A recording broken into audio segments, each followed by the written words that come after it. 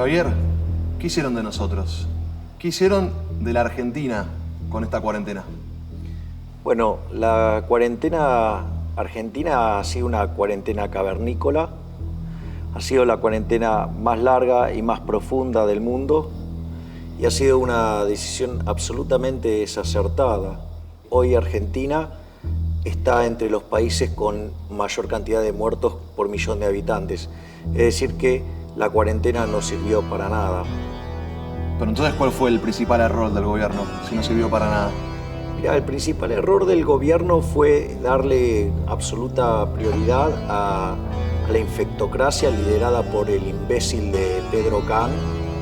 Porque, a ver, Argentina del método científico lo único que utilizó fue básicamente el nombre. El método científico deriva de un modelo que se llama SIR, que quiere decir susceptibles, infectados y removidos. Susceptibles, ¿qué es? La cantidad de personas que pueden quedar infectadas. ¿Sí? Después pues tenés los infectados y que además eso genera contagios, ¿no? Y eso hace crecer el número de infectados. Y por otro lado tenés los removidos, que son los que salen del sistema, ya sea o porque se curaron o porque se murieron. La dinámica de una epidemia tiene que ver entonces con la evolución, ya sea de cómo va infectándose gente y cómo gente va siendo removida. La primera parte depende muy especialmente de los individuos, de decisiones individuales que tiene que ver con básicamente la higiene, con el distanciamiento social, el uso de barbijos, lo que tiene que ver, por ejemplo, con los protocolos. Y la otra parte tiene que ver con cómo se hace cargo el sistema de salud. Y ahí, digamos, juega un rol central el uso de testeos, o sea, que haya testeos masivos. ¿Por qué? Porque cuando vos haces testeos masivos, eso te permite remover a una mayor velocidad. Y como el infectado está menos tiempo del sistema, contagia menos gente. Entonces la clave es, bueno, hacer muchos testeos y además hacer seguimiento, o sea, la trazabilidad, ¿no? Y en realidad eso en Argentina no se hizo. ¿Y por qué no se hizo? Sería ejemplos afuera de que eso era exitoso y... Porque los políticos son unos ladrones. Básicamente por eso. Vos cuando llegó el virus a la Argentina ya habían pasado 4 meses en el mundo. Tenías para capitalizar esa experiencia, pero ¿qué es lo que priorizó el gobierno? El gobierno encerró a todo el mundo y ¿eso qué hizo? Generó una brutal caída en el nivel de actividad que tiene como contrapartida una fuerte caída en la recaudación fiscal. ¿Pero qué dijo el presidente Alberto Fernández? Que la de ellos no se tocaba. Los privilegios de la oligarquía política no se tocaban, porque ellos se consideran una casta superior que, digamos, pueden dejar sin ingresos a todo el mundo, pero las de ellos no se toca. Por otra parte, vieron una posibilidad de incrementar esclavos, ¿no? Porque ¿qué hicieron? Agrandaron el aparato clientelístico. Entonces, eso para ellos les pareció una interesante solución como para incrementar sus votos. Y además, lo otro que hicieron fue ir por más obra pública. Y dejaron para lo último el testeo. ¿Por qué? Porque con los testeos no podían robar. ¿Por qué? Porque como los testeos son importados, si llegaban a coimear o hacer algo de eso, digamos, quedaban muy en evidencia. Básicamente, el desastre, ¿sí?, tiene que ver con la mentira que es el Estado, porque ¿qué te decían? Que el Estado te cuida. Sucede que vos sistemáticamente estuviste pagando impuestos para que te den un sistema de salud que cuando llegó el momento no respondió, ¿sí? Y tuvieron que hacer inversiones que no habían hecho durante un montón de años, pero además te decían que el Estado te cuide y después ni siquiera supieron contar los muertos. Y obviamente, cuando tuvieron que elegir una metodología para enfrentar la situación, utilizaron una metodología en la cual pudieran robar. Y por eso, digamos, no utilizaron la estrategia exitosa de todas partes del mundo, que fue hacer testeos masivos. A la sociedad le pidieron un esfuerzo gigantesco. Le pusieron un impuesto que es casi al 100%, que es no poder trabajar. ¿Y los políticos qué hicieron de su parte? O sea, ¿qué fue lo que aportaron ellos? Nada. O sea, básicamente generaron un desastre económico, porque mientras que a las empresas, sí, las dejaban sin ingresos, al mismo tiempo la obligaban a seguir pagando impuestos, las obligaban a seguir pagando salarios, a no despedir gente. Es decir, es más, hasta mandaron una ley para suspender las quiebras. O sea, una cosa absolutamente ridícula. Te decían, no, bueno, el Estado te salvó a la empresa porque dio una ATP. No, no te salvó. En realidad, ¿qué hizo? Te dejó sin ingresos, ¿sí? Y como te está jodiendo la vida, te lo compensa dándote plata por otra ventana. Ahora, pero esa plata, ¿de dónde la sacó? La sacó de emisión monetaria, con lo cual, digamos, es absolutamente espurio. Por lo tanto, ni siquiera hicieron ningún sacrificio, porque lo que deberían haber hecho era bajar el gasto público, ¿sí? Para bajar la presión sobre las empresas y que las empresas estuvieran mejor. Pero eso no les gusta. ¿Por qué? Y porque deja de pasar el dinero por las porosas manos de los políticos. Y la realidad es que Argentina va a estar entre las 3 economías que más caen en el mundo. Argentina está segunda en el índice de miseria, Argentina está tercera en el nivel de inflación, pero además, ¿sí? Teniendo la cuarentena más larga y más profunda del mundo, tenemos que pertenecemos al grupo del 10% de países con mayor cantidad de muertos por millón. Es decir, es un disparate, o sea, fracasó todo.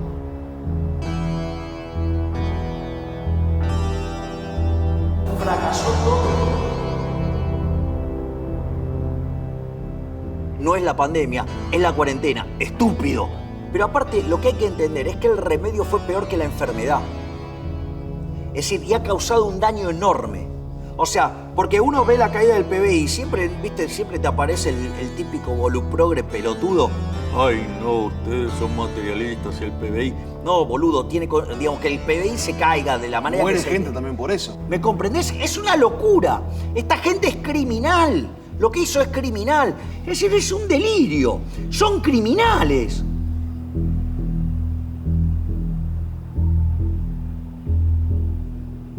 ¿Desde cuándo supiste que esta cuarentena iba a ser un desastre? Después de la primera renovación. O sea, porque empecé La a... renovación del plazo de la cuarentena. Claro, porque tenía un sentido la primer cuarentena. Si vos en esa cuarentena aprovechás para hacer un upgrade en el sistema de salud y aprovechás para educar a las personas en cómo enfrentarlo, ¿no? Digamos, todo lo que tiene que ver con el distanciamiento social, la higiene, ¿sí? Digamos, el uso de los barbijos, todo eso.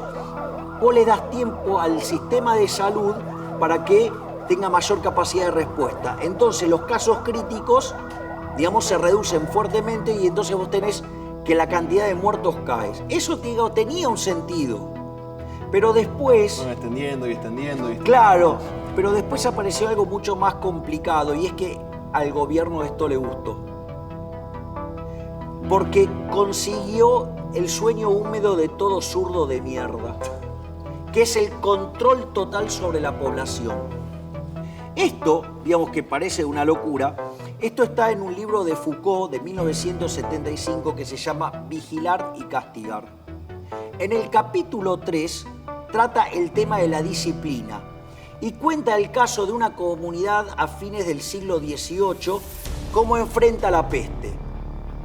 Y cuando vos ves esa descripción, no difiere mucho. Por ejemplo, cuando define quiénes son esenciales y quiénes no, quiénes pueden salir y quiénes no, cómo se los controla, cómo se los vigila, cómo quedan todos encerrados. Claro, ¿me entendés? O sea, es el sueño del comunista, ¿me entendés? ¿Por qué? Porque tiene a todos los seres humanos controlados.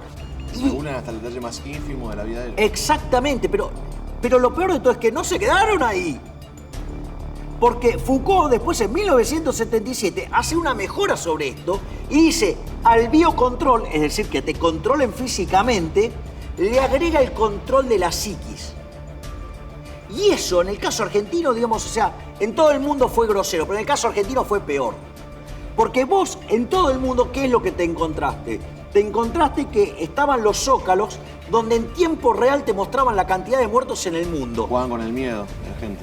Bien, ese es el otro punto. El eje central es el miedo.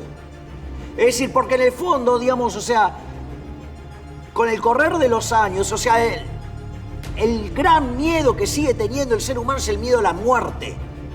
Y cuando, digamos, te amenazan con la muerte, digamos, si te persiguen con la muerte y te la muestran todo el día de esa manera, sin ponerte un orden de magnitudes, o sea, le están infundiendo un miedo a la gente que no tiene sentido.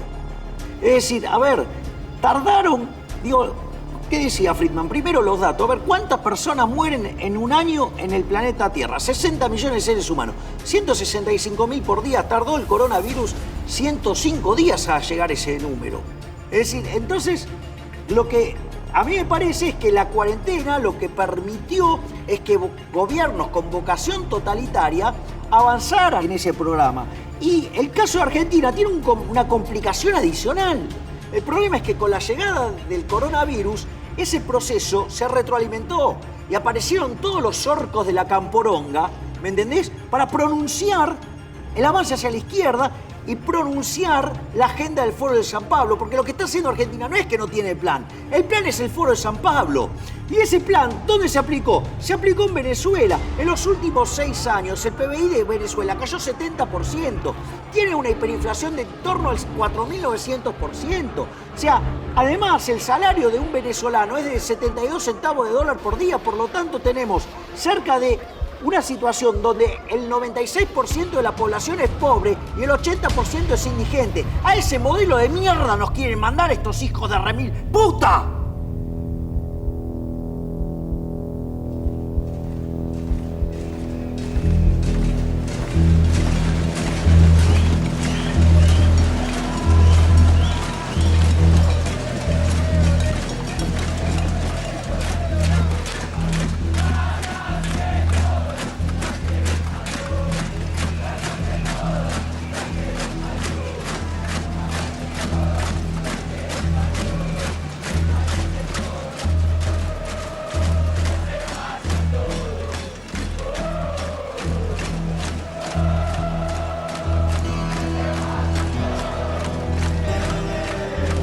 En las calles se ve devastación, negocios cerrados, persianas bajas.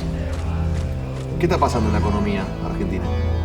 Bueno, Argentina está transitando la peor crisis económica y social de su historia. Para que te des una idea, esto es peor que la crisis del 2002. En el 2002 el PBI en Argentina cayó 10,9%, con una caída del 16% en el segundo trimestre del año. Vos hoy tenés que las estimaciones es que el PBI por lo menos va a estar cayendo 12,2%. Y en el segundo trimestre la caída de la economía fue del 19,1%. Además, si vos tomás, por ejemplo, lo que tiene que ver con los niveles de desempleo, en la caída del 2002 vos tuviste un desempleo del 25%. Hoy las estadísticas te muestran un desempleo del 13,1%. Sin embargo, cuando corregís por el efecto desaliento, ¿sí? ¿Cómo vendría a ser el efecto desaliento? Porque vale la pena explicarlo. Suponete un mozo se quedó sin trabajo porque cerró el bar. Bueno, digo, va a ir a buscar a otro bar si el otro bar también cerró. No es que no quiere trabajar, en realidad no sale a buscar porque sabe que no va a encontrar. Cuando vos corregís por ese efecto, la tasa de desempleo verdadera en Argentina es 29%. Por otra parte, lo que vos tenés que, durante la crisis del 2002, la cantidad de pobres llegó al 55%. Hoy, en el primer semestre, la cantidad de pobres es 41%, pero si tomás el segundo trimestre es 47%. Y eso, digamos, hoy. Pero también hay otro problema más grande, que es el problema de si se llega a desatar una hiperinflación. Porque en realidad lo que vos tenés es que en caso de llegar a desatarse un evento de esas características, la cantidad de pobres podría llegar al 75%. Por lo tanto, tendríamos la peor crisis económica y social de la historia, con, digamos, un final abierto, porque yo creo que ese nivel de pobreza ni siquiera lo podría manejar el peronismo.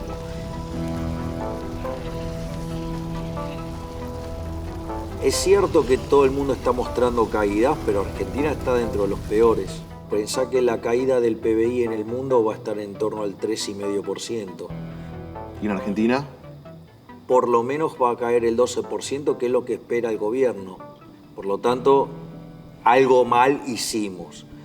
¿Qué está pasando con el peso, Javier? Que la gente cada vez puede comprar menos, cada vez le alcanza menos, no llegan a fin de mes. O sea, ¿qué pasa con el peso?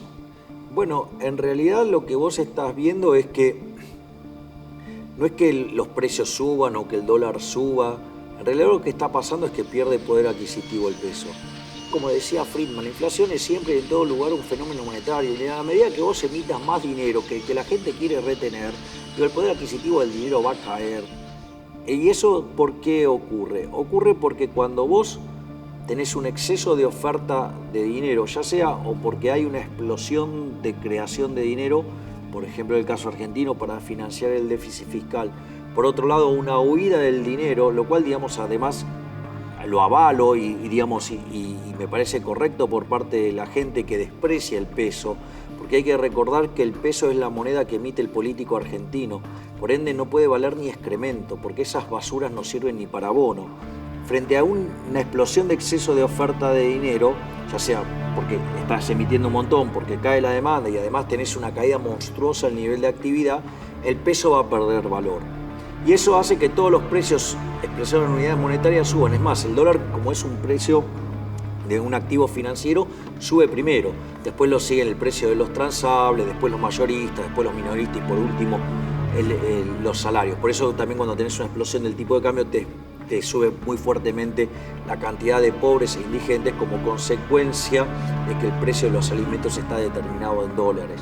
Desde las PASO del año pasado hasta este momento, el tipo de cambio subió más de 300%. Por lo tanto, esta economía trae una inercia inflacionaria, ¿sí?, de 300%. Si yo tomo, por ejemplo, el último dato de inflación de 2,8 y contemplo que hay 70% del índice de precios, ya sea pisado o en cuarentenado, significa una inflación mensual del 10. Anualizado te da 200. Es decir, ponelo como quieras, pero no le dan los números. Además, o sea, vos tenés 8 puntos de déficit fiscal primario, o sea, estás emitiendo a lo loco, digamos, la gente está rechazando el peso, por eso tenés el cepo que tenés, entonces, digamos, y con una caída del nivel de actividad monstruosa, por lo tanto, inexorablemente los precios se van a ir a las nubes, porque además hay otro problema que se llama money overhang. ¿Qué pasa? Ahí, bueno, mirá, la gente, digamos, tampoco puede deshacerse de los pesos tan fácilmente, entonces vos, por ejemplo, lo que ves es que está cayendo mucho la velocidad del dinero. Esperá que se abra la economía, ¿sabés cómo se va a recomponer la velocidad del dinero a los niveles normales? Y cuando empieza a subir todos los precios y el tipo de cambio se vaya al culo del mundo, ¿vos qué crees? ¿Que la gente se va a quedar en pesos? Olvídate. ¡Bum!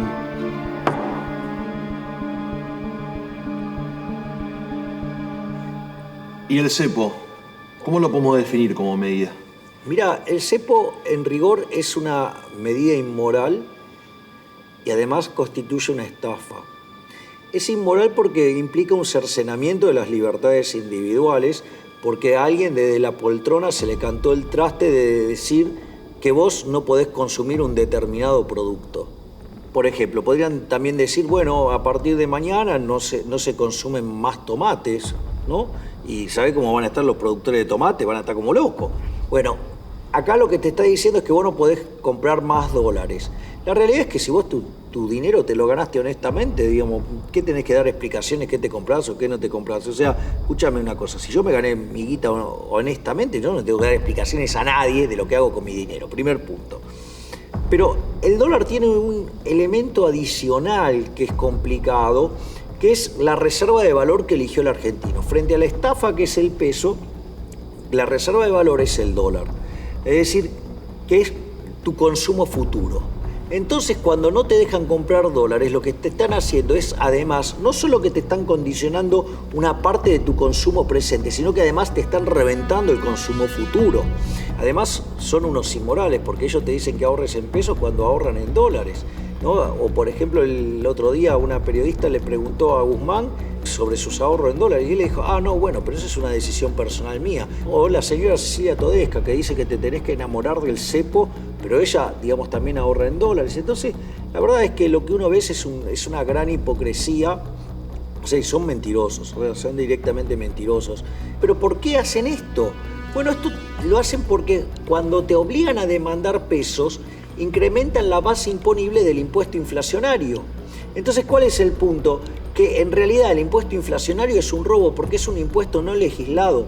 Por eso una de las cosas que tendrían que tener muy en cuenta las personas, que aquellos que, por ejemplo, me tildan de loco por querer eliminar el Banco Central, deberían saber que el Banco Central hoy por hoy nos roba 5 puntos del PBI con impuesto inflacionario. Es decir, la política nos roba a los argentinos de bien 5 puntos del PBI. Además, pega 25 veces más fuerte sobre los más vulnerables. Por lo tanto, o sea, todos los progres, ¿sí? Y que les encanta el Banco Central y estafar a la gente con el impuesto inflacionario, en especial esos imbéciles que hablan de que es una locura cerrar el Banco Central, están defendiendo el robo de la política, porque el impuesto inflacionario es un impuesto no legislado. El impuesto país, el impuesto solidario, el posible impuesto a la riqueza. El gobierno quiere subir los impuestos. ¿Es el momento, en medio de una pandemia, una cuarentena, para subir los impuestos? Te cambio el punto, o sea, nunca es el momento para subir impuestos. Es decir, los únicos idiotas que suben los impuestos, además de los argentinos, son los españoles, es decir, la sucursal europea del chavismo. Hablan de la solidaridad, pero no tocaron la de ellos, o sea, la de ellos no se tocó. Dijo, no, eso es un acto de demagogia. ¿Qué acto de demagogia? Le dejaste sin ingresos a todo el mundo y el tuyo no lo tocaste. No solo eso, tenés otro problema más, que dicen que es transitorio. Mentira, digamos, cuando empezó el impuesto a la ganancia, que era el impuesto a las rentas, allá por los 30, era transitorio y quedó. Cuando dijeron que iban a subir el IVA al 21%, que era transitorio, quedó. Cuando pusieron ingresos brutos dijeron que iba a ser transitorio y quedó. Cuando pusieron el impuesto al cheque dijeron que era transitorio y quedó. Cuando pusieron las retenciones dijeron que era transitoria y quedaron. Entonces es mentira, es decir, es mentira, o sea, que van a ser transitorias. Nunca una suba de impuestos es transitoria, porque una vez que pasa el despiole y se recompone la recaudación, los políticos no te la devuelven, se la quedan y la usan para gastar ellos, porque ellos consideran que es mejor gastarla a ellos que la gaste, digamos, el que la genera, el que la gana. Es decir, y eso es lo que termina haciendo que este país sea absolutamente inviable, porque tiene 170 impuestos, tiene la presión fiscal en blanco más alta del mundo, es el país más antiempresa, no solo por la carga fiscal, sino además por la cantidad de regulaciones que llegan a 69.000. Es imposible ganar plata, y por eso, digamos, las empresas se van de acá, se están yendo, porque cuando ven, además, el comportamiento del gobierno en perfecta línea con los lineamientos del Foro de San Pablo, digo, esta historia ya la conocen de Venezuela, por lo tanto las empresas están huyendo despavoridas. Entonces, digamos, estamos frente a una situación que es una locura y que esto no puede terminar bien, no va a terminar bien, va a terminar mal. A mí, me ofusca profundamente cuando aparecen algunos voceros pelotudos del presidente y dicen, ay, bueno, pero en toda la riqueza que tiene, tocarle un 1%, hay que ser generoso. Siempre generosos con la ajena. ¿Por qué no? ¿Por qué, digamos, en función de cuánto van a... No funcionó nada, no se bajaron nada. No, bueno, pero además, por ejemplo, hay un estudio del BID que muestra que, por ejemplo, la ineficiencia técnica del gasto público en el mundo. ¿Cuál es la región que tiene la ineficiencia más grande? América Latina con 4,4% del PBI. ¿Cuánto tiene Argentina? 7,2%. 7,2%. Mirá si tienen para bajar. ¿Y sabes qué? Que dentro de esos 7,2 hay 5 puntos del PBI de choreo. Entonces no pueden dejar de robar y a nosotros nos siguen rompiendo el orto de impuestos. ¿Pero por qué no se van a cagar? ¿Me comprende lo que te digo? O sea, me tienen podrido. Te ponen cara a un gesto a gusto y dicen, no, bueno, en realidad hay que hacer un esfuerzo. Y el esfuerzo nunca lo hacen ellos, ¿me entendés? Y además utilizan argumentos que son falsos. Porque esa riqueza que tiene el individuo, en algún lado la tiene. ¿Cómo la tiene? La tiene en un formato de ahorro. Y ese ahorro es lo que permite financiar la inversión y que esa inversión genere nuevos puestos de trabajo y genere crecimiento. Y cuando vos agarres y destruyas eso para dárselo al sector público, para que lo dilapide, o sea, ¿qué vamos a tener? Menos riqueza, digamos, vamos a tener menos ahorro disponible para financiar inversiones, por ende vamos a ser más pobres. Y además, otro que vos vas a saber, que los incentivos están para el culo, porque digamos, o sea, ¿qué incentivos tenés vos a acumular riqueza si va a venir el gobierno cuando se le canta el culo y te la roba?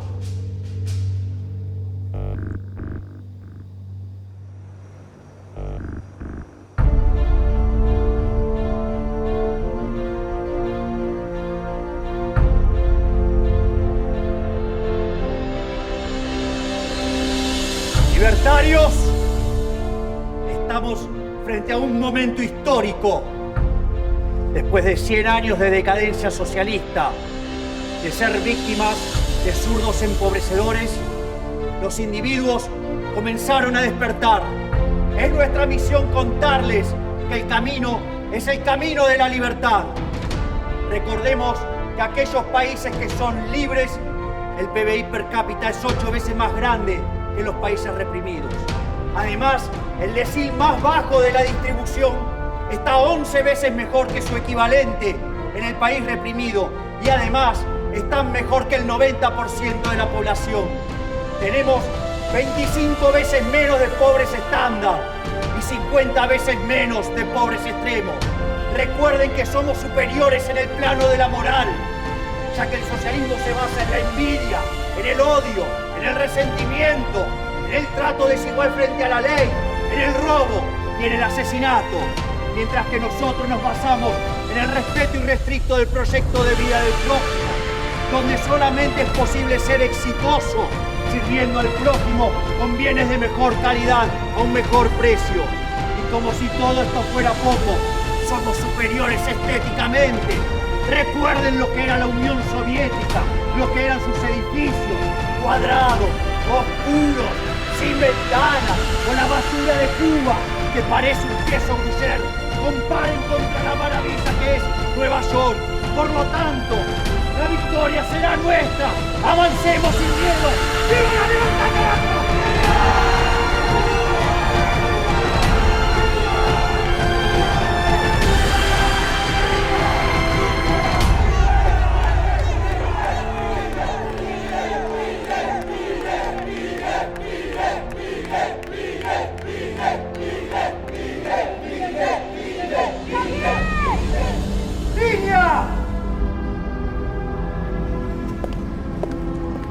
El Banco Central está haciendo de las suyas de nuevo. Creo que es hora de cerrarlo. De una buena vez.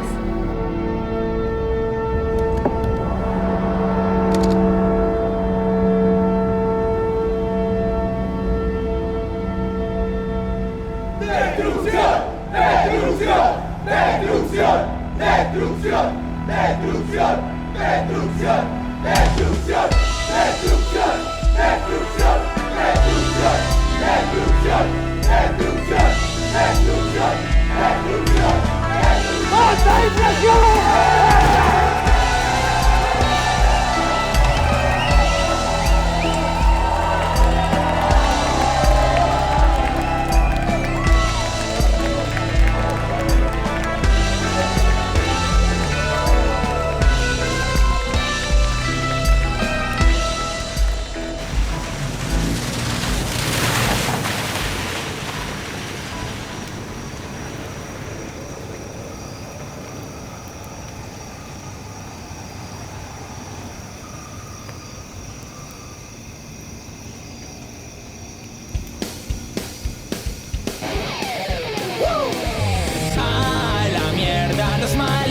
Empresarios, a la mierda, sodomitas del capital.